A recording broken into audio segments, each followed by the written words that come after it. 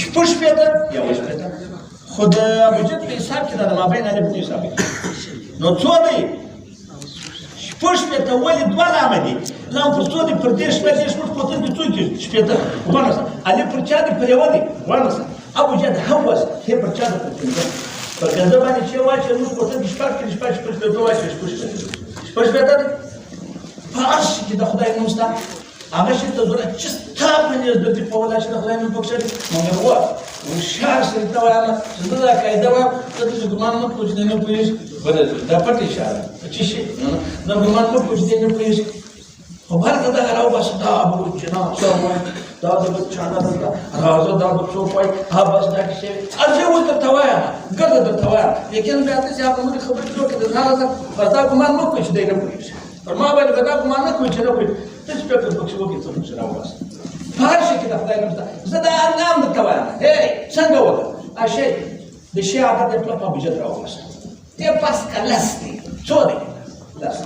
لس مضاف څو شو یو پنځه پر برابر پنځه ویشت بس په لس کې ضرب اصل ضرب پر شل تقسیم کسر مه تقسیموه کسر مه تقسیموه نور تقسیم که په مابقي چې هر څو پاتې شو کې ته تقسیم کې کسر راځي بس هغه راولاړ په شپږو کې اووه شپږ پر ځای په شپږو کې اووه څو په شپږ پر ځای که په ټول تاریخ کې قسم په الله ته به یې ولاړ دا ته یو شی کې څو دی زه درته وایم دی فرض که پنځه نو څو راغی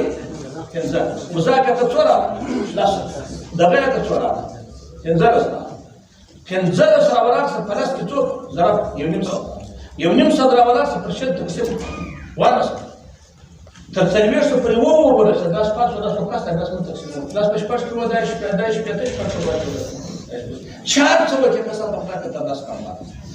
و د رسول الله نوم به راوباسو په هر شي کې د رسول الله نوم شته هغه بیا داسې څه وکړه د شي عدد راواخله هغه مضاف پر مضاف پنځه برابر کړه هغه ټول په لس کې ضرب کړه محاصله د ضرب تقسیم کړه په شلو باندې بیا کسره کې لس پاتې لس په موږ کې دوه پر ځای دوه نیم حساب دی اووه درې هغه میمونې حساب او که میم حساب کې یو څه دوه دېرش کېږي څه کوو بیا په چا کې مضاف کړه بیا په چا کې مضاف da porca, allora abbiamo detto questo. Tesco posso fare che non so